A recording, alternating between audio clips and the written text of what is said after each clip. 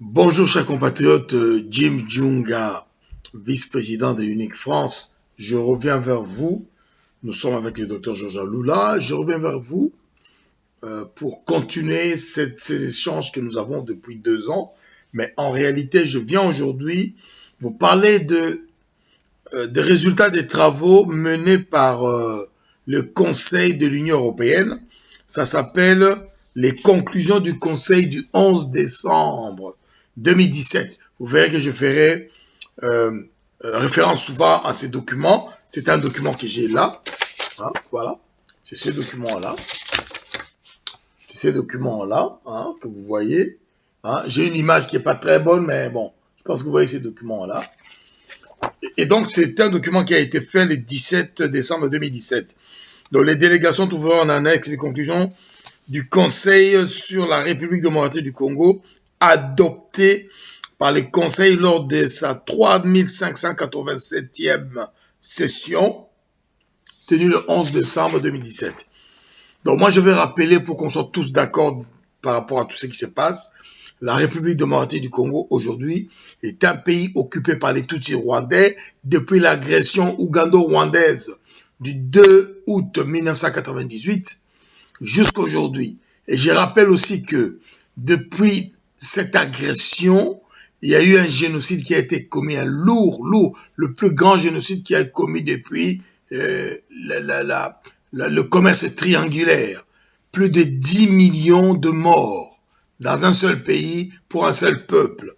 10 millions de morts dont la responsabilité historique, la causalité historique nous donne comme responsable Paul Kagame, Museveni, le gouvernement congolais de Joseph Kabila Kanambe et ses supplétifs congolais. 10 millions de morts, 2 millions de femmes violées, femmes, filles, fillettes, avec la plus grande barbarie. Et ce viol sont utilisés comme armes de guerre par Paul Kagame et ses hommes. Voilà la réalité du Congo aujourd'hui. La réalité économique est que les occupants, comme les Allemands lors de l'occupation de la France de 40 à 44, l'ont fait, ferment tous les circuits économiques, les maîtrisent à leur façon pour affamer le peuple congolais et le résoudre à accepter ce qu'ils veulent proposer qui est inacceptable. Inacceptable. L'assujettissement du Congo au Rwanda. Et donc la réalité, cette réalité-là, nous a amené à mener ce combat terrible où le monde ne nous écoute pas. Nous allons dans toutes les instances internationales mettre ces débats-là sur la table, on ne nous écoute pas. Et depuis 2010, à peu près, on a commencé à nous écouter. Notre point de vue est pris en compte. Unité nationale d'intégrité du Congo s'est mue en boxeur pour justement aller de l'avant, donner des coups de poing s'il le fallait pour obtenir des résultats. Mais on n'a pas eu besoin de donner de coups de poing. Notre compétence et notre capacité à analyser et surtout à échanger avec les autres a permis que le message passe. Donc aujourd'hui, je viens vers vous par rapport à cette conclusion du Conseil sur la République démocratique du Congo. Donc il y a 10 points, il y a 10 points comme ça. 10 points sur lesquels je travaille et je fais les analyses. Je vais vous lire ça en même temps et les commentaires que je fais sont ajoutés pour qu'on voit que lorsqu'on met certaines phrases dans des documents de cet acabit-là, de cette importance politique, il est important que nous en ayons une analyse concrète des acteurs.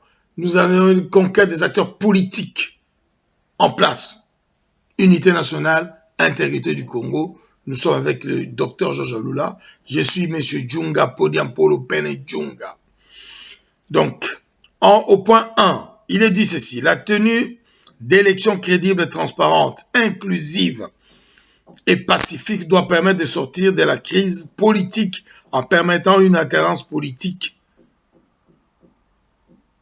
et démocratique en République démocratique du Congo, conformément à sa constitution qui limite le nombre de mandats présidentiels, à l'accord politique de la Saint-Sylvestre, aux dispositions de la résolution 2348 du Conseil de sécurité des Nations Unies ainsi qu'à la Charte africaine.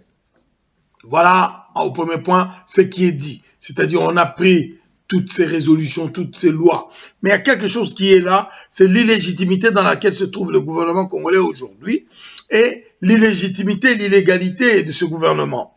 Et deuxième point que je relève, c'est l'illégalité, la non-inclusivité de l'accord du 31 décembre 2016. Car ce sont ces personnes qui étaient à Genval avec Étienne Tshisekedi, le mouvement G7, le Front citoyen, la dynamique de l'opposition et tous les singletons qui sont allés à Genval, ce sont ces gens-là qui ne représentent pas l'opposition congolaise parce qu'elle est énorme.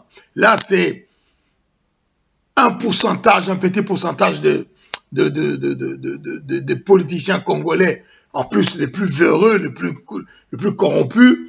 Hein, on a vu les actions qu'ils ont menées au Congo, qui ont conduit le pays à être dans les situations qu'elle est.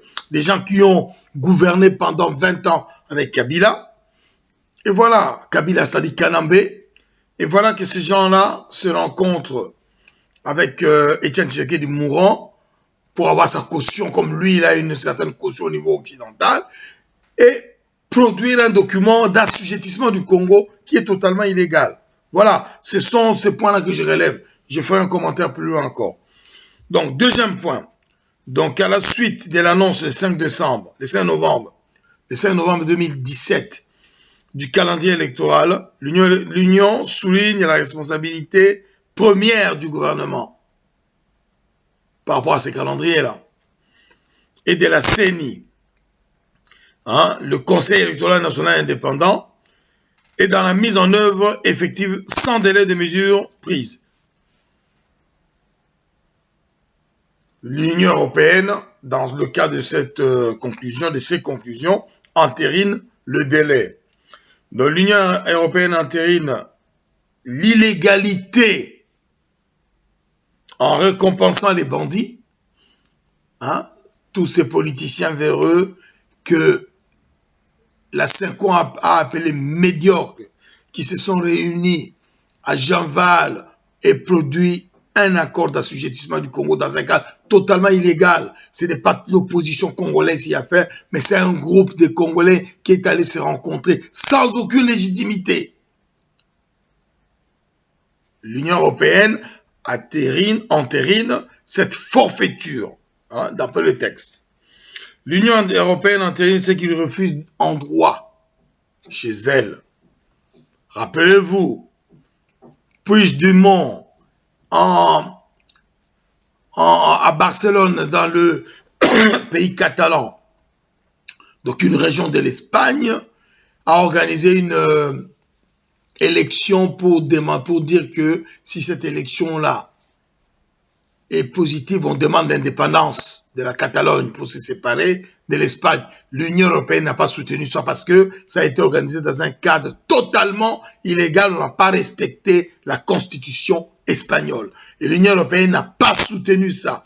Et on est étonné que l'Union européenne soutienne une bande de politiciens qui ne représentent pas l'opposition congolaise, qui est allé se réunir à Genval, payé par Paul Kagame et Kanambe alias Kabila.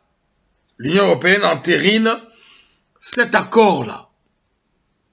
Il oublie que chez elle, elle ne veut pas de ce genre de choses. Troisième point. Et donc, il met en avant la date de l'élection du 23 décembre 2018 pour permettre à Kabila de rester là. Sauf que vous verrez que l'Union européenne ne se prononce sur rien. Troisième point. L'Union européenne condamne vivement les violations des droits de l'homme ainsi que les actes de harcèlement à l'encontre des politiciens, opposition, société civile, etc., etc. Ça, c'est le discours fallacieux que nous connaissons, parce que dans la réalité, ils ne condamnent rien.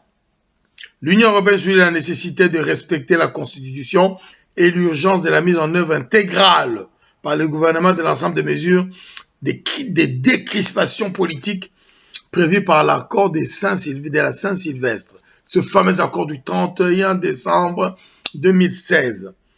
Un mauvais accord, illégal, illégitime, décidé par une bande de vichistes. Imaginez un temps soit peu, mes amis, mes frères congolais, que en France, en 1940, entre 40 et 44, que Vichy prenne ce genre de décisions au nom de la France. Des décisions qui changent complètement ce qu'est la France. Des décisions qui changent complètement l'avenir de la France, le devenir de la France, le devenir de la population française. Qui l'aurait accepté? Qui l'aurait accepté? Personne. Eh bien, c'est ce qui se passe. Cet accord du 31 décembre est un accord illégal, illégitime, qui assujettit le Congo au Rwanda, qui donne plein pouvoir à l'occupation sur le Congo. Alors qu'il y a l'illégalité constatée. Le président est illégal à cette date-là. Le président est illégal, n'a pas de mandat, il n'a plus de mandat. L'Assemblée nationale est illégale, il n'y a pas eu d'élection. Le gouvernement congolais n'a jamais organisé d'élection. Le Sénat est illégal, les territoriales sont... Nous sommes dans un État où les fonctions régaliennes de l'État, ce qui constitue l'État et territoire et État central, n'ont aucune légalité démocratique dans le cadre de notre constitution actuelle. Et le seul responsable, c'est le gouvernement d'occupation mené par Kabila et les supplétifs congolais. Et l'Union européenne donne un satisfecit à ces gens-là. C'est ce que ce texte-là dit. Que malgré tout, on garde ces gens, il faut qu'ils continuent et que c'est ce que l'Union européenne dit. Ces gens-là ont été payés. Les gens qui étaient à Java ont été payés par Kabila, Kagame et même Katumbi pour accepter, entériner, mettre en marche le glissement de Kabila.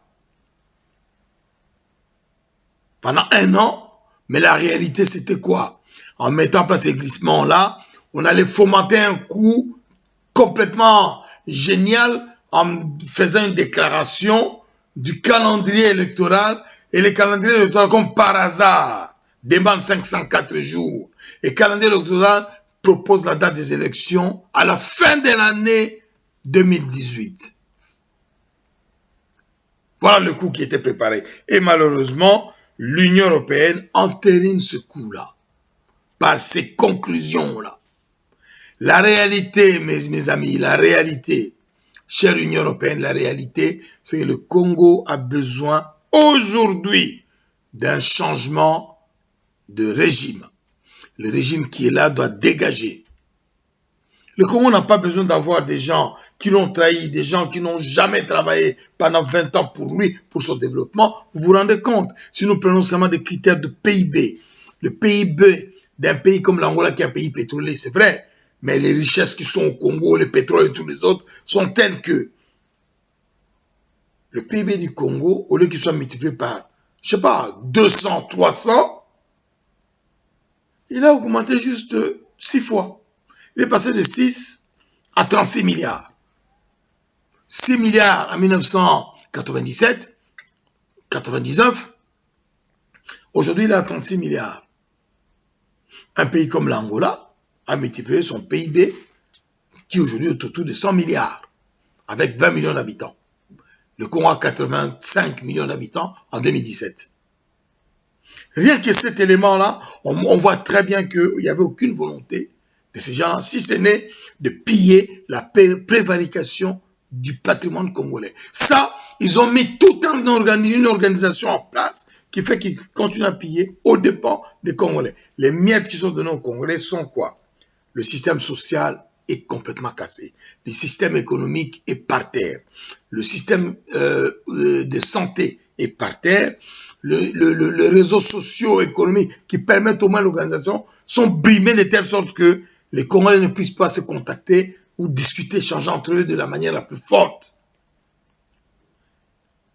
Et donc la pauvreté remonte, c'est le corollaire. La pauvreté remonte comme ça. Les gens ne savent pas quoi faire. Les Congolais ont envie de se lever, mais ils n'ont aucune force.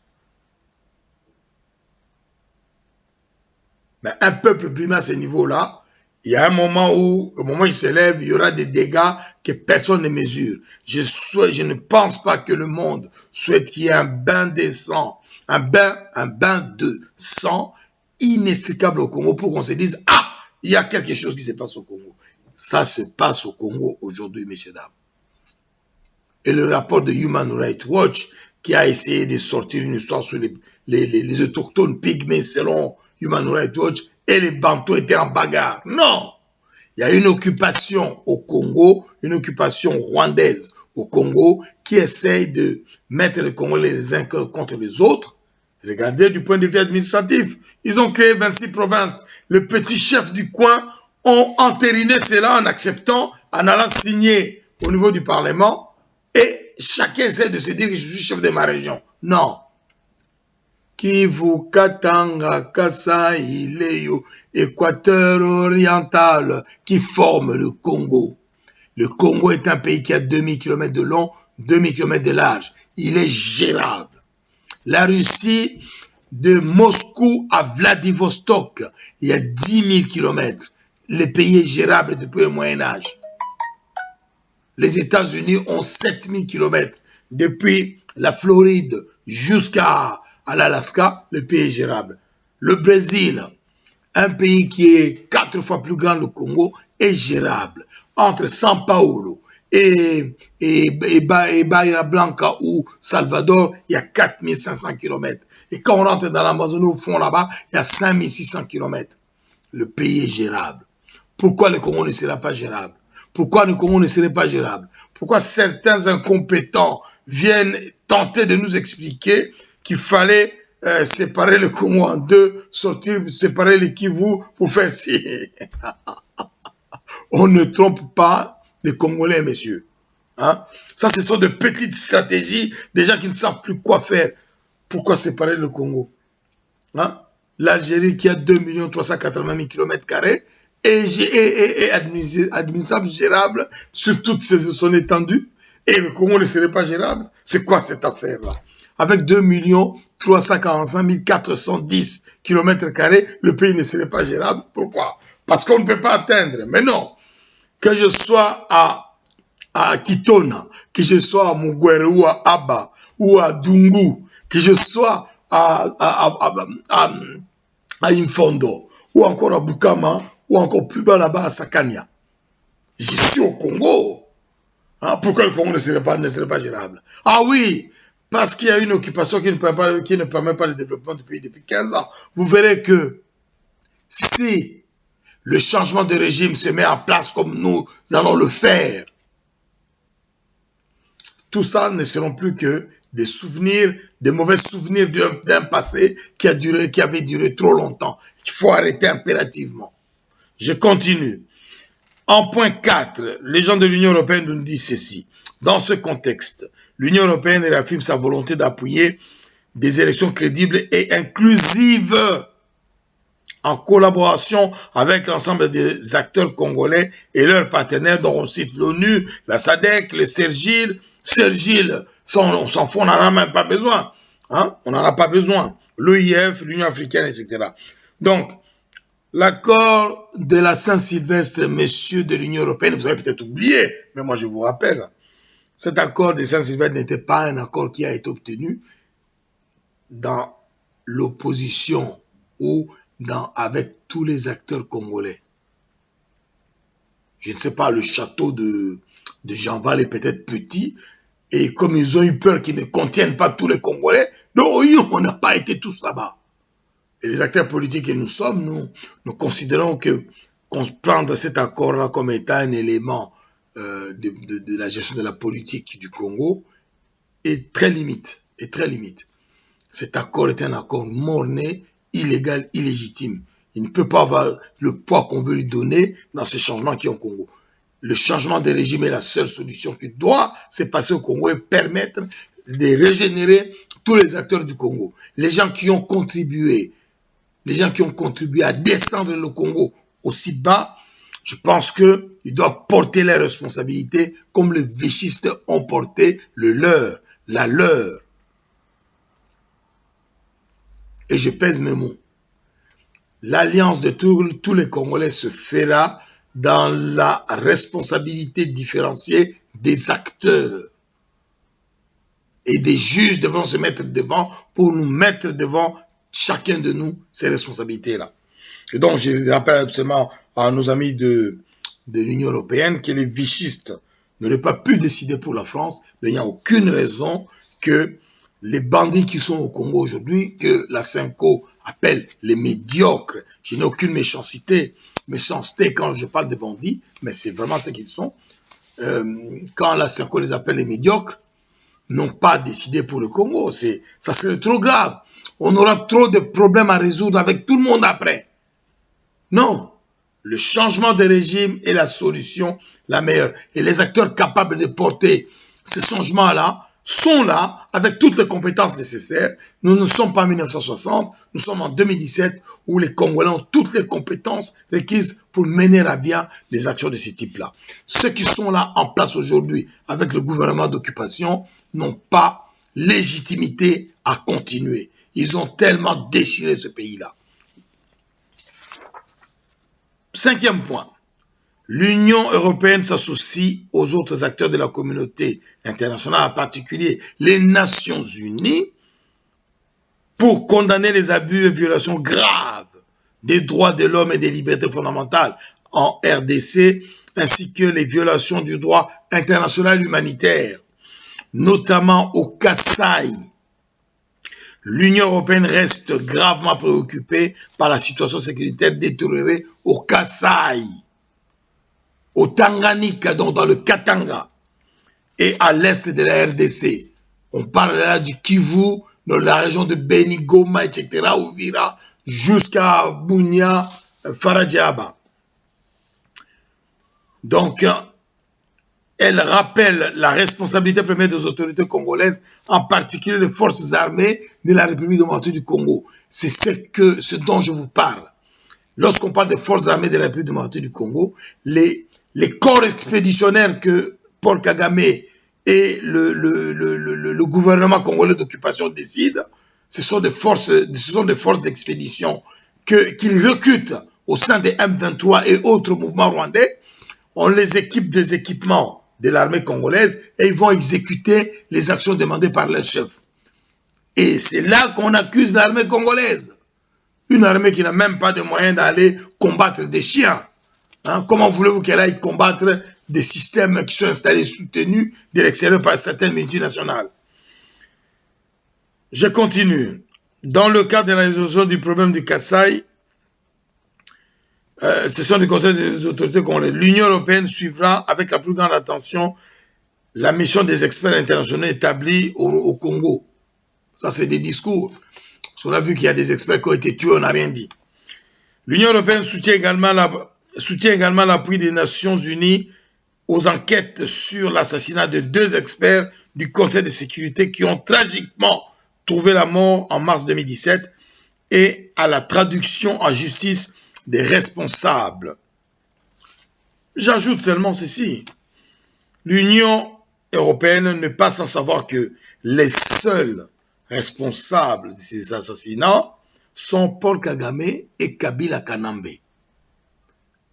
Le corps expéditionnaire qu'ils ont envoyé, habillé en tenue militaire congolais, habillé en tenue habituelle des représentants de la République démocratique du Congo, qui ne parlait pas un mot de Lingala ou le parlait avec cet accent que nous connaissons, c'est ce corps expéditionnaire qui est allé très vite exécuter les 2 experts onusiens, car ces 2 experts onusiens ont fait un premier rapport et ils ont constaté la présence de forces étrangères dans le mouvement qui massacrait les gens dans le Kasaï.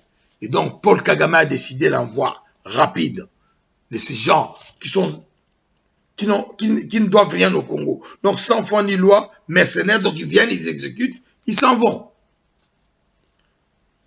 J'ajoute,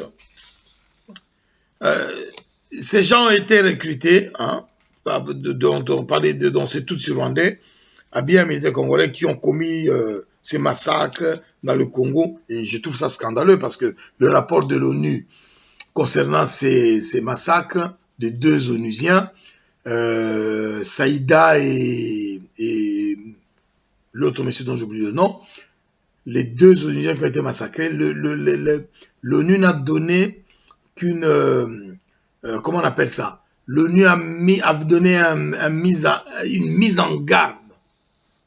L'ONU n'a fait que donner une mise en garde au gouvernement de la République démocratique du Congo, alors qu'il y a eu l'assassinat de ces 2 experts qui sont venus faire un travail très lourd, mais ils l'ont bien fait. Ils sont allés sur le terrain. On a même critiqué ces 2 experts jeunes en disant que leur jeunesse leur a causé des problèmes. Ils ont voulu aller là où il ne fallait pas aller. On les a envoyés pourquoi? Je me pose la question. Hein?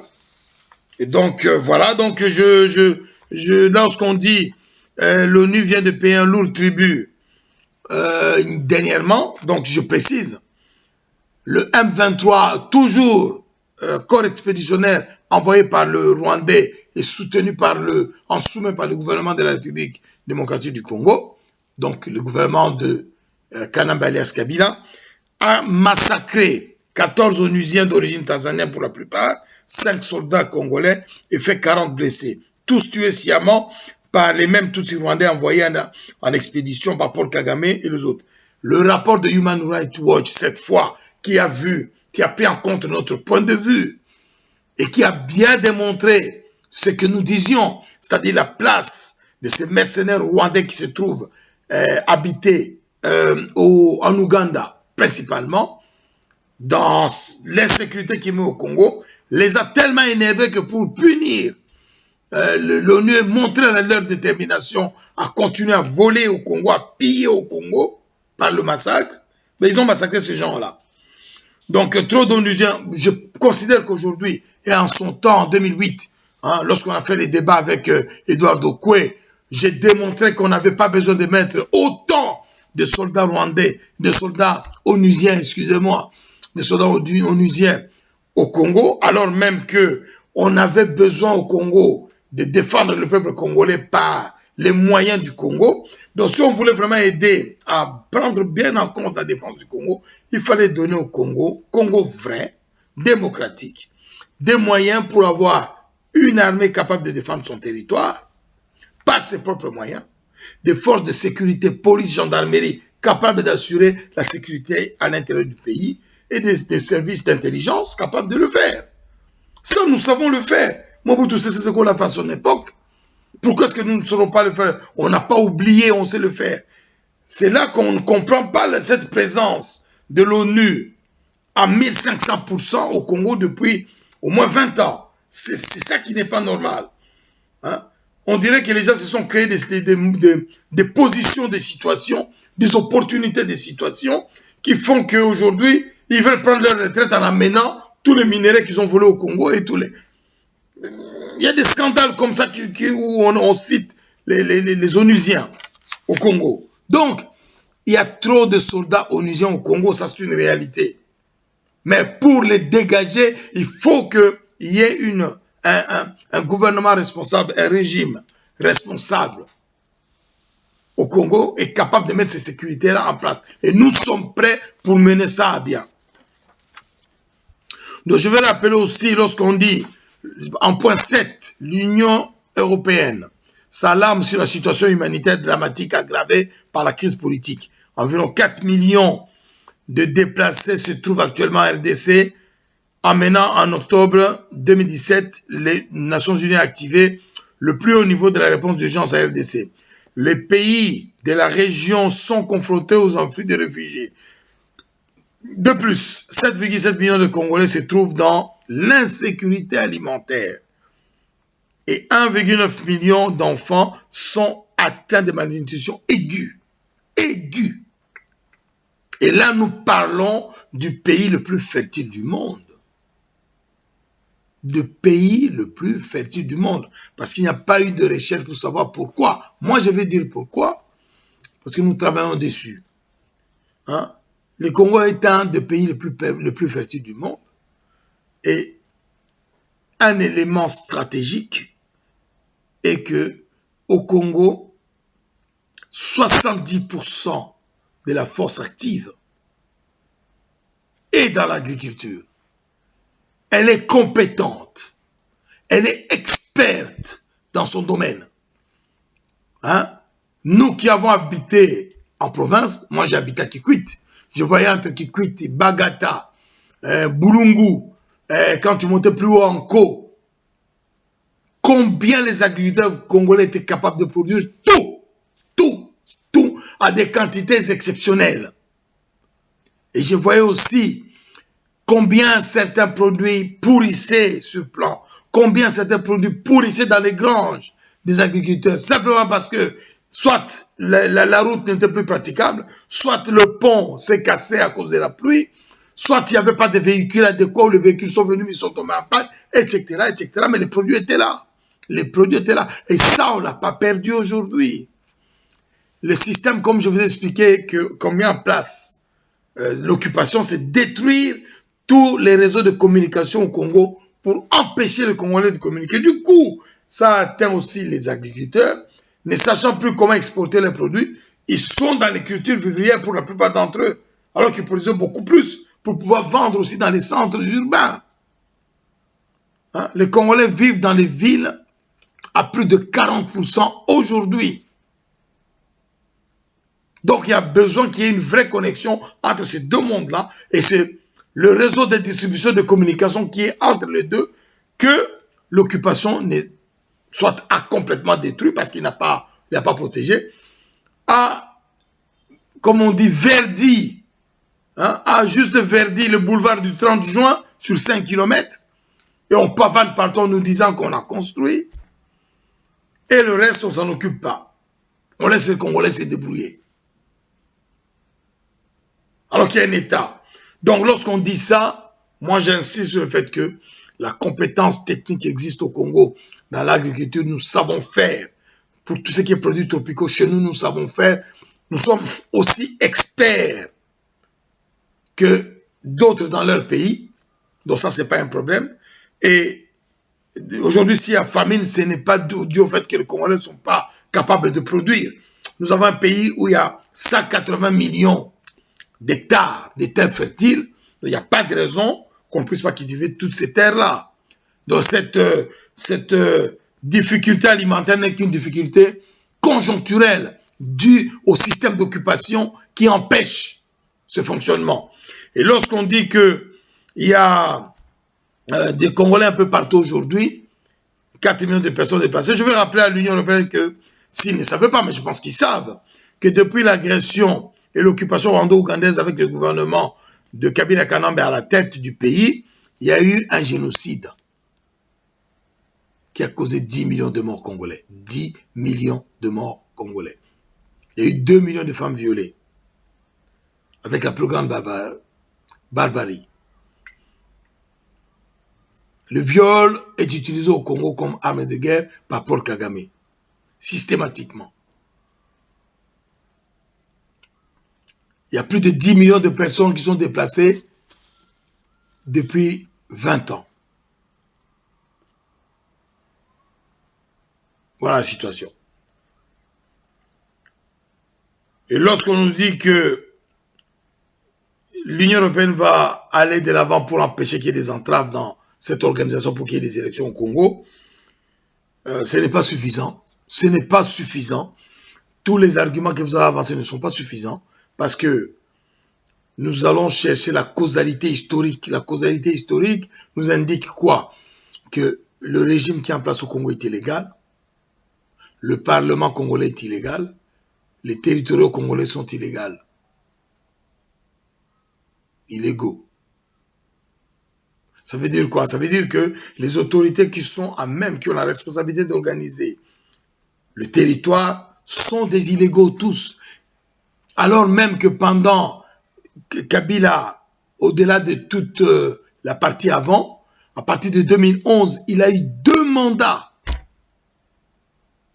À partir de 2006. Hein? De 2005 à 2006, il y a eu une partie, disons, floue. Et de 2006 à 2016, il a eu 2 mandats. Et pendant ces 2 mandats-là, il n'a pas pu, avec son gouvernement et ses supplétifs congolais, organiser des élections pour qu'on ait au moins un parlement à même de réagir, à même d'acter. Dans des conditions comme ça, on aurait eu un parlement qui a les moyens légaux, qui a la légitimité, qui a la légalité. Ben, on se serait appuyé sur ce parlement-là pour faire le changement. Mais aujourd'hui, ce n'est pas possible. Comment voulez-vous, monsieur Union européenne, ou madame Union européenne, comment voulez-vous que nous partions des choses qui sont organisées par des illégaux pour créer un État démocratique? On n'a pas eu de révolution. Là, c'est une occupation. Comment partir de l'occupation des membres de l'occupation, c'est-à-dire l'occupation faite par des étrangers, et on a des supplétifs congolais, et vous voulez aujourd'hui que ce supplétif congolais, ces collaborateurs congolais puissent organiser la transition et les changements politiques au Congo. Vous imaginez les Laval, tous les vichistes, le Pétain, tout ça, organiser la nouvelle République française à la place de Charles de Gaulle. Ce n'est pas possible. Vous ne pouvez pas nous demander d'accepter quelque chose qui est inacceptable, ni chez vous, ni ailleurs. Hein? Ce point historique montre bien qu'il est plus qu'urgent aujourd'hui de mettre en place le changement des régimes politiques au Congo avec la vraie opposition congolaise. Unité nationale et intégrité du Congo, nous sommes avec le docteur Jojo Lula qui porte le leadership de notre parti, est organisé avec autour de lui dans ces alliances d'autres partis politiques, d'autres singletons qui veulent apporter justement ce changement de régime au Congo. Nous avons des alliés dans la diaspora congolaise, nous avons des alliés sur place au Congo avec lesquels on peut apporter ce changement. Ce changement de régime, cette rénovation de la République démocratique du Congo ne pourra se faire que dans le cadre d'une responsabilité différenciée des acteurs politiques pour donner une vraie chance à la renaissance de la RDC. Et j'ajoute aussi que le monde a besoin du Congo. Le monde a besoin du Congo. Je vais parler juste d'un élément qui est dans notre programme politique, dans notre programme de gouvernement, dans notre programme de développement du Congo. 140 milliards de dollars d'investissement en 5 ans. C'est-à-dire que la République démocratique du Congo va être, pendant surtout ces 5 premières années, le pays où se feront les commandes avec une augmentation peut-être du PIB du monde de 0,5, 0,7%, ce qui n'est pas rien. Hein? Si on prend tous les à côté qui peuvent se développer autour de cela, ça pourra peut-être arriver à augmenter le PIB du monde, hein, ou les commandes au niveau mondial de 1%, de 1,2%. Ça serait quelque chose d'incommensurable. Le Congo pourrait être une locomotive de plus dans cette Afrique qui doit se développer, dont on a besoin. Et tout ce qui est proposé aujourd'hui là, n'est pas acceptable. Tout ce qui est proposé aujourd'hui dans ce texte de 8 pages de 10 points en 6 pages de l'Union européenne ne va pas dans le sens d'apporter un vrai changement parce qu'on s'appuie sur des gens qui ont utilisé l'illégalité totale pour faire des propositions illégitimes, illégales et illégitimes, pardon. Tout le problème, il est là. Nous devons aller toujours vers la causalité historique. Aller à la source. Est-ce qu'on a respecté le droit? Non. Hein? Est-ce qu'on a respecté? Non. On dégage. Puigdemont n'a pas respecté la constitution espagnole. Son élection qu'il a fait n'a aucune valeur. Pourquoi des illégaux organiseraient la renaissance du Congo? Unité nationale et intégrité du Congo, nous sommes avec le peuple congolais et nous rappelons que dans ce contexte-là, il n'y a que l'article 64 qui nous donne aujourd'hui les moyens d'apporter un changement radical au Congo. Un changement décisif, un changement crucial. Les Congolais doivent se prendre en main par tous les moyens et apporter ce changement-là. Nous sommes capables de le faire. Nous sommes un peuple fort. Nous avons des moyens que vous n'imaginez pas. Et tant que nous ne sommes pas en position d'utiliser ces moyens de manière la plus forte, on ne verra pas.